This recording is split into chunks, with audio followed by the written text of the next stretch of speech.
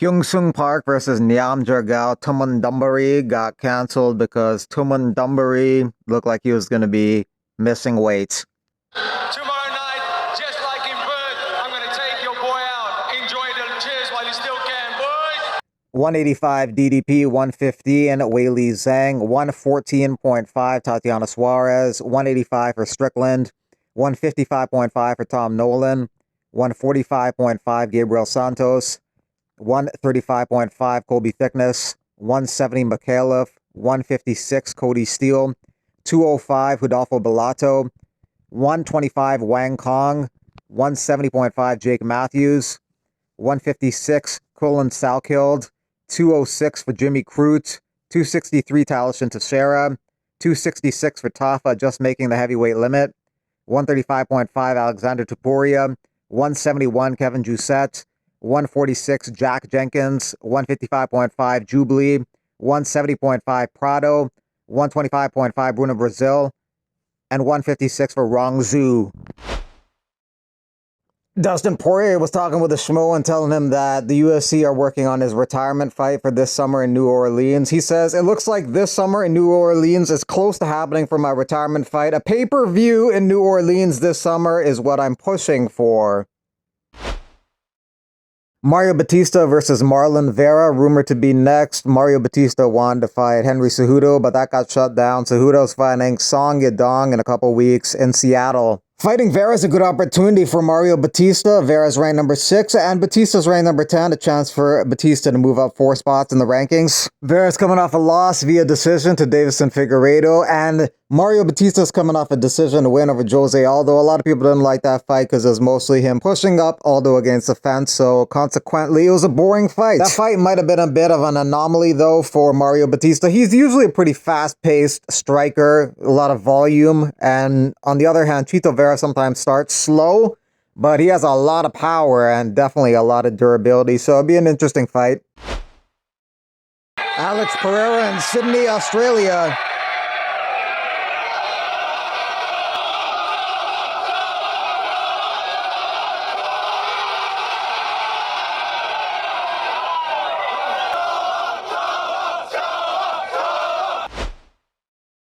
Dana White says he envisions a day where there's no media section in the UFC. Listen, I see a day not too long from here where the whole media section is gone. We can bring in media and host them up in the suites or whatever, but it's going to be all about the influencers. So they're kind of heading in that direction, kind of erase the media. No media journalistic reporting or anything like that. Just pure marketing. Dana's always hated real media. He's always fostered a relationship with influencers so he can replace journalism with clickbait shit for free marketing rather than bad press. I like how he dislikes the media and calls them stupid, but he likes bozo influencers. Honestly, a mixture would be good. At least they'd ask less boring questions than the majority of the media members do. And made media in general is extremely weak. This is because influencers are easier to control. Also, sports journalist has to be one of the lowest forms of human. Press conferences are meant to be fun and wild. Sports journalist puts a wet blanket on everything. Keep those wet blankets on her all night. My list on the TV is what I'm looking at in my email because they put some crazy shit on the bottom. On this, I don't know what this is. Look at this, man. Look at this on the bottom. Like, why would that be on my... Yeah, I mean... Why would that be on my... You would not want to see a rematch of Tatiana Suarez and cancer. No, like, I don't understand why that's on my deal, bro. Anyhow, somebody try to set me up, dog. Somebody try to set me up. Anyhow, I want to see Islam Makhachev. The real list for the top 3 rematches that DC wants to see in 2025, Makhachev Oliveira is number 1, then Merab and Piotr Yan, and then Juliana Pena, Amanda Nunes. For John Anik, it's Merab and Umar. They just fought Bilal Muhammad and Leon Edwards and Juliana Pena, Amanda Nunes. And for Michael Bisping, Poirier Gaethje, Topuria Volkanovski, and Sean Strickland versus Nasruddin Amavov. Topuria versus Volkanovski is likely to happen this year. Canelo in Riyadh in May, the big fight in the history of boxing. In September, then 2 more fights in 26. Don't miss with the line. Terrence Crawford says, I'm waiting on Canelo in September. I'm going to shock the world in Riad season. So the Jake Paul fight looks like it's off. Canelo has a 4-fight deal with Riad season. Fighting in May in Riyadh, fighting in Vegas against Terence Crawford in September, fighting in February of next year in Riyadh, and then fighting again in Riyadh next year in October.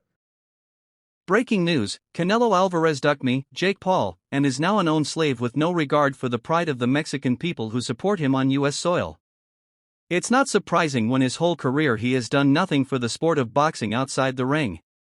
I'm the new face of boxing. You cannot have the biggest fight of 2025 without my name involved. When all of your events tank and lose money, you will all realize who the king of the sport is. 28 years old. Biggest fight in boxing history. My own boss. Not owned. 5 years in. All of you felines want to see me fail, but God has other plans. It's the era of good. The era of the elephant. It's the era of MVP. I'd probably say to Poirier if I remembered it, but I'll leave it at that. Gilbert Burns kicked me in the arm and snapped it, so he did a pretty good job. Like that? I've only been knocked out one time, so True. probably the guy that kicked me in the head. But honestly, the hardest puncher was probably like Derek Lewis or one of those heavyweights. Those guys were big. But in terms of the kick, yeah, it was Jones. Just ask him on a date? Yes, I did! Real or you want to date? Go on Order. the date, Alex. Hey, I mean, it's up to you. Wait, is this real or you want to date? He did say just ask you on a date. I didn't hear. Was that a date? Yeah, I mean, I'm married, All right, well, I love you anyway, man. but I appreciate you. And get it done. Here's the thing, guys, right? You want to stop, you want to beat this guy, you want to beat this Dutch man, here's what you do. First of all, you got to stop the takedown. Manal Kopp now taking on Asu Almabayev. We'll see if that fight happens. Kopp has had 10 canceled fights in his UFC career. That fight night card is on March 1st at the UFC Apex. There's also another flyweight contest on the card. That's Charles Johnson versus Ramazan Tamirov. Dominick Cruz retires. Much respect to Cruz. If this guy had the body that could keep up with his genius level fighting mind, he would have easily been even greater than he already is in the sport. Lucas Alexander has a medical report saying he had difficulty breathing after exposure to paint fumes at UFC Riad. That's why he says he completely gassed out in round 2 against Bogdan Grad and got TKO'd. I was not able to be myself tonight. I'm not crying. I'm actually sick. I have a bad sinus and I have a horrible allergy. The people around of me and close to me know that. As soon as we got to the locker room, the wall paint smell was really, really bad. Looks the locker room was literally paint a day before. And this morning, I don't know, but it was not just me. A lot of other fighters was complaining about it. But luckily, I have bad allergy, and on the second round, I was not able to breathe at all. My coach knows me, and he never heard me be able to say I'm tired or anything like that.